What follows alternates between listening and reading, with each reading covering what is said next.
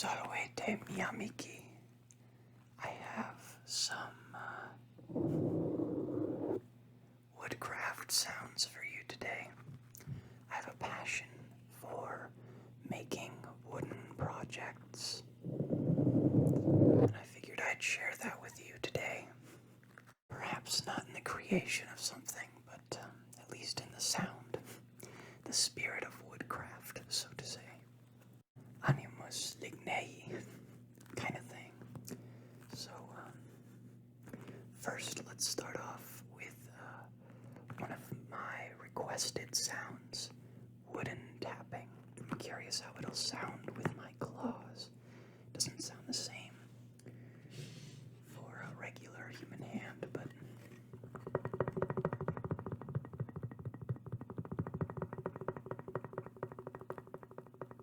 I actually find that sound very enjoyable. Hopefully you do too.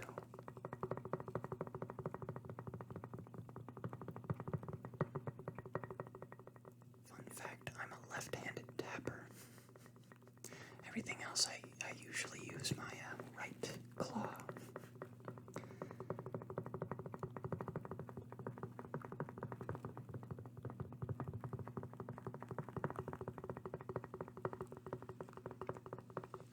This is actually a scrap piece of wood from one of my most recent projects.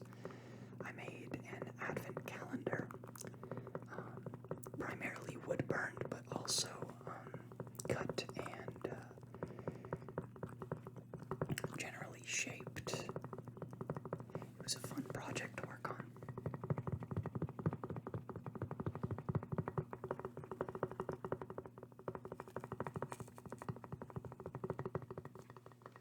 I decided I was going to age this specific piece of wood the natural way, which is a very slow process, but quite an easy one. I kind of just left it outside.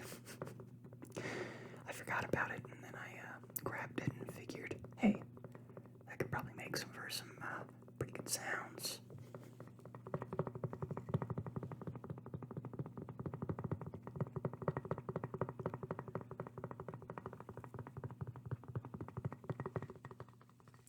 I prefer how the back looks. The other side was more of just a practice canvas for some of my other projects, where I also practiced wood engraving. Turns out I'm not very good with a Dremel, but I can pretend.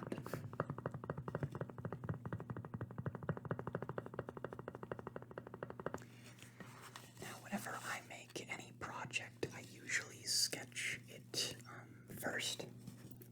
So if I'm going to be making any shapes,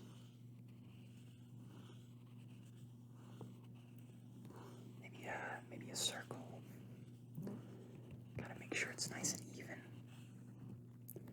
Or maybe I'm making a square.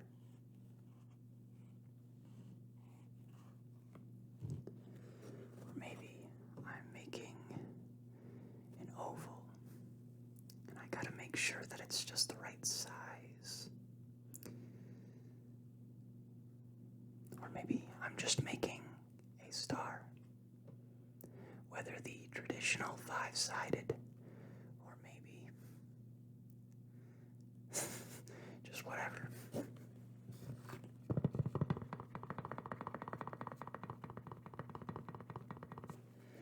But I usually sketch any project I do, and then use relative dimensions, so that when I mark it on the piece of wood, it's as accurate as possible without having to ruin a perfectly good piece like this. This is the ruler I typically use. I wanted something that was gonna last. It's a nice little metal ruler.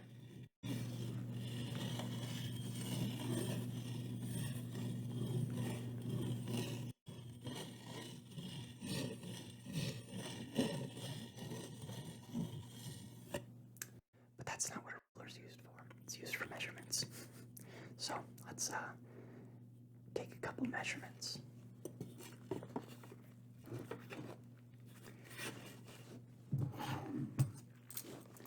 And this is one exception to my use of the pen. I use a pencil for all my wood craft.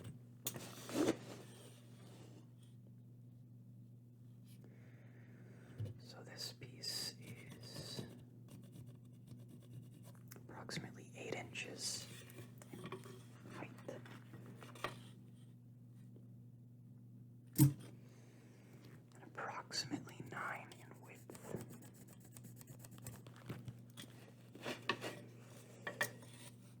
Now, one thing I like to do if I'm ever making like a straight cut or something like that, let's say I'm going an inch in. So I go on one side of the piece of wood, mark where an inch would be, and then I go closer to the other side of the piece of wood, and then I'd mark where an inch would be there.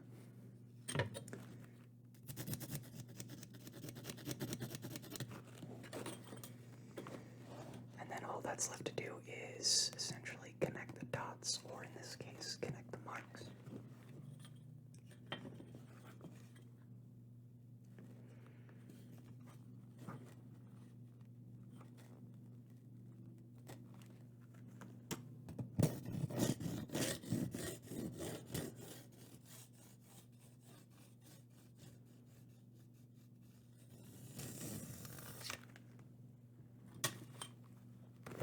Now let's say I'm making an angled cut.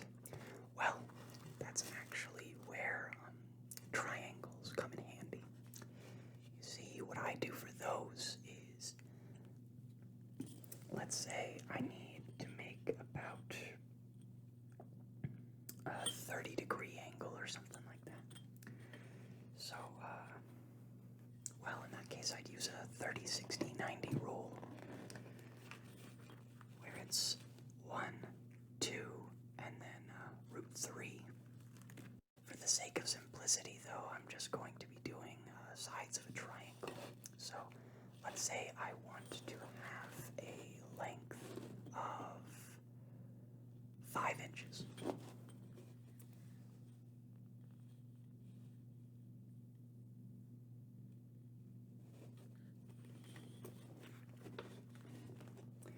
And I'm going to be making a cut where it goes from the center down on both sides, so it has to be even. So first I find the midpoint.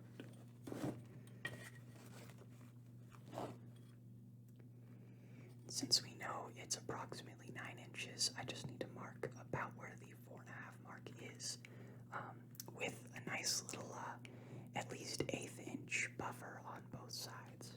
So, right there, and then mark to the left and right of it.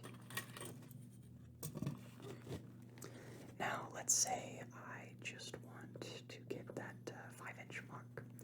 So, I plant it at the middle, go to where 5 inches would be.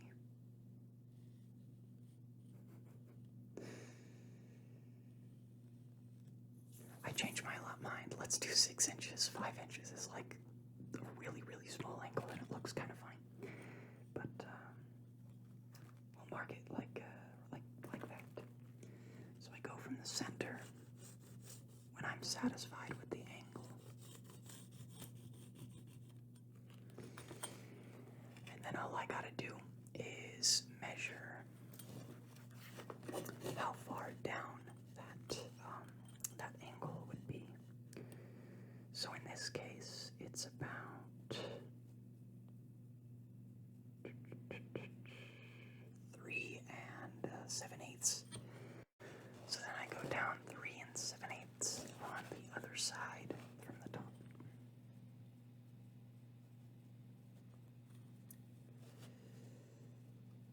And I mark it there. And then I just go from that 3 7/8 to the middle mark that I've already made.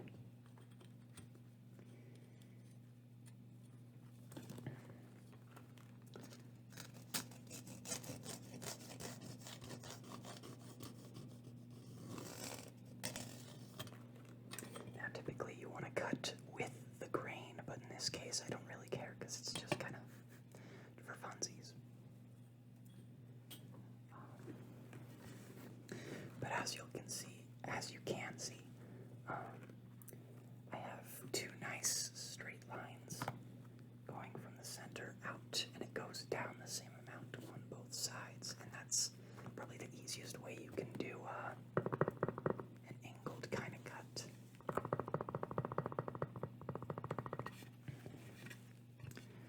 Another sound I like that's associated with woodcraft is the shaving part of it.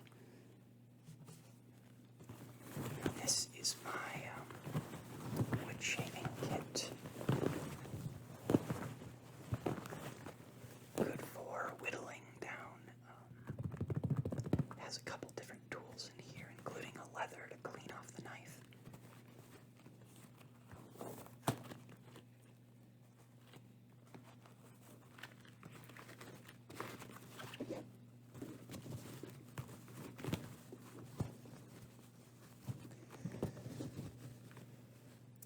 So that's kind of what it looks like. It's got 3 types of knife, and then a leather. It has a protective covering around each knife so that you don't accidentally cut yourself when you're trying to get the knife out. So I guess I'll just show off each one.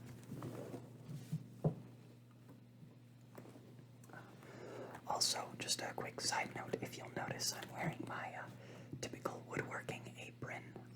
I'm not wearing my cut-resistant gloves because, well, I got claws. I don't really need that.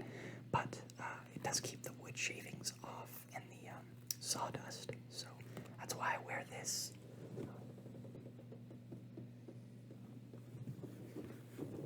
I kind of like it.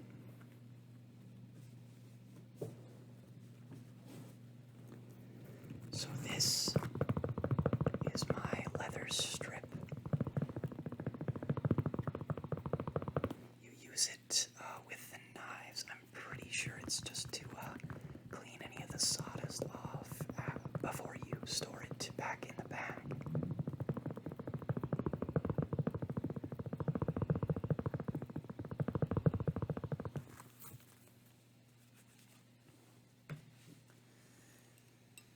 Now this particular knife is very interesting. It's designed for making spoons. Actually, that's its primary use. Because what you do is you take these strips of wood and you shave in a curling motion so that you can get the wood out in this general round shape. I haven't really put it much to use. I don't have a whole lot of use for making a round cutout in the wood, making divots, but I have it anyway because it came with it, so I'm curious what it's going to sound like if I rub it on the mic. Gotta be careful, I don't want to shave the freaking mic.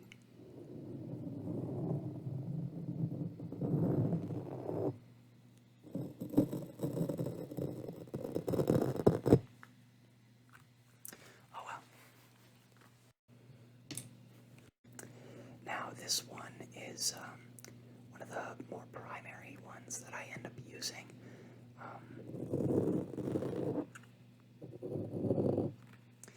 It's well, if I'm gonna be honest, I'm not entirely sure why they have both styles of knife. I mean, I guess this one is more for straighter cuts, not as rounded, or ones that aren't, as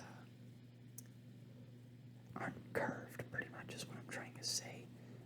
But if you're trying to make a sharper edge, this would be a better tool, because it does have a straight blade, relatively speaking.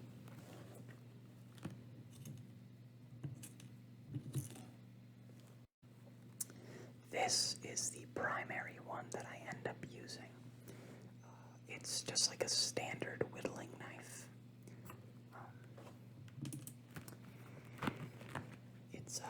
It's got a bit of a curve to it, so obviously it's not going to be used for the straight kind of shaving that you would get with the other knife, but I like using this one, and although I'm not going to really be making a whole lot out of this blank, I figured I may as well try some shaving sounds.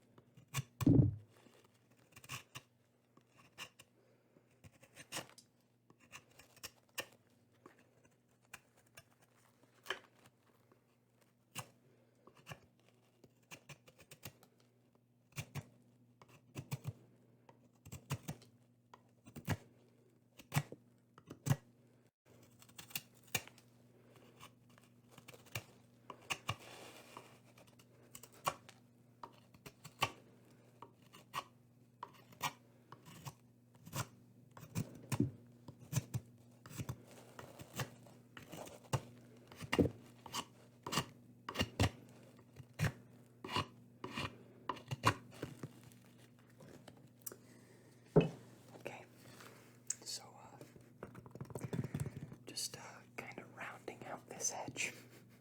It looks pretty rough, but that's also why I have sanding sponges.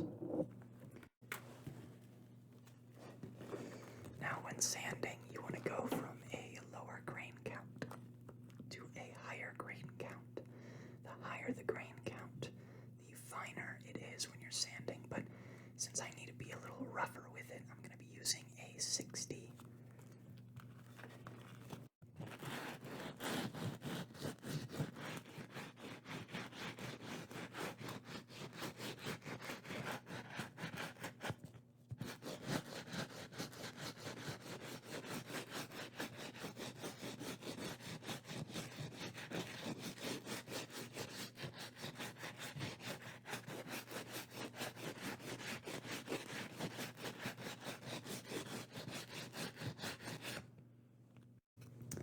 I generally prefer to use my power sander, but for obvious sound reasons, that would probably not be very good for your ears.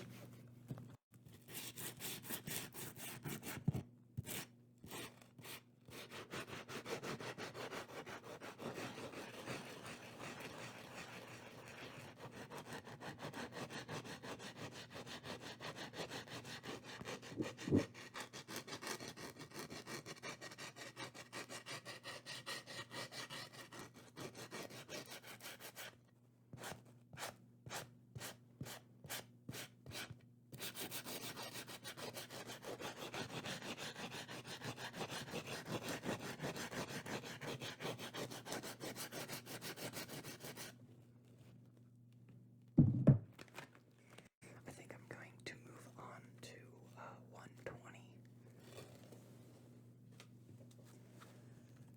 It's this one right here.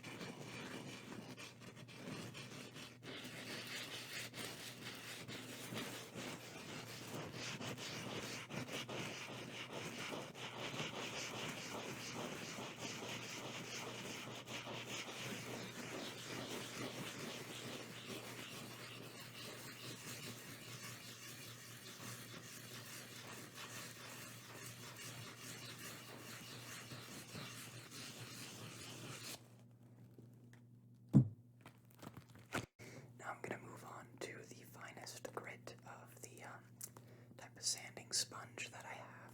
The highest grit count I have is 220, but I find that generally speaking, that's just fine for the types of projects I do.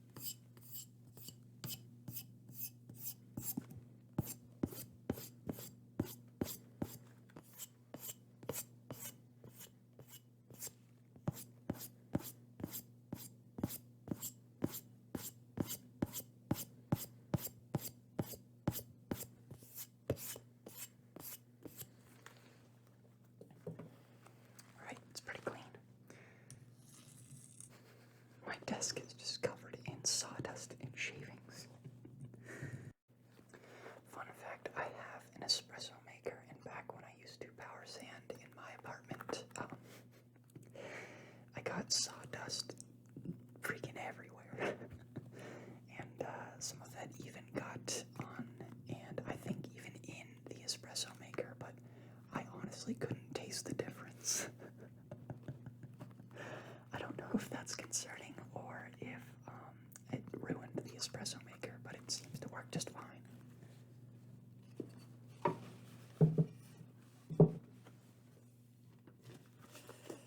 Now, of course, after you sand something, you should wipe off your project. Even though this isn't really a project of mine, kind of just for funsies kind of shaving. But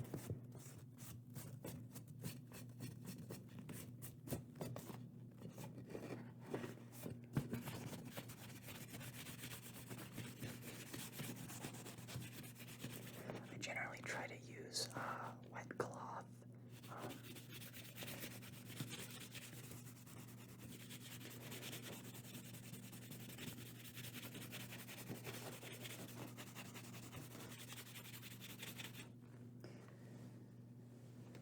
When I make a lot of these projects, I like to round the edges of the wood. It just makes it more ergonomical as well as pleasing to the eyes, I guess. Some people really like those sharp, straight edges, but I kind of prefer the rounded aspect with wood. It kind of makes it softer to the touch, even though it is wood.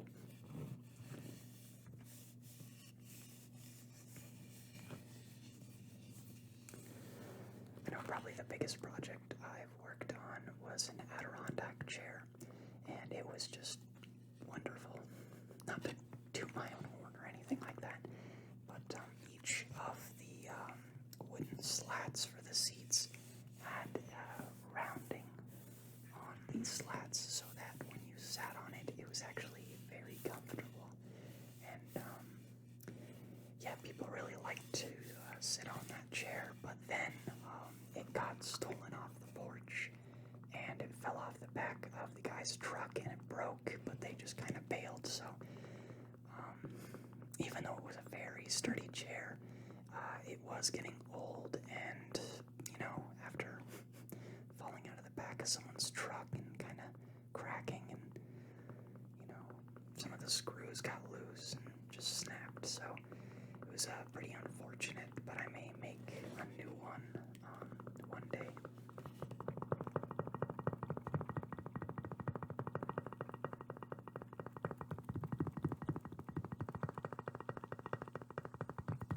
Just gonna end with some more wood tapping. I didn't really have any projects planned for this practice blank, but who knows? Maybe as the time goes on, we'll see it shape into something beautiful. Kind of like this channel, I guess.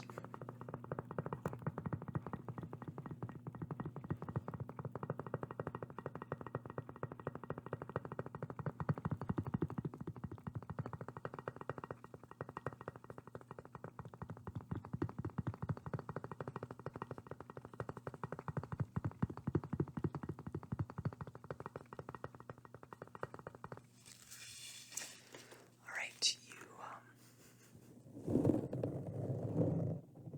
cute little creatures.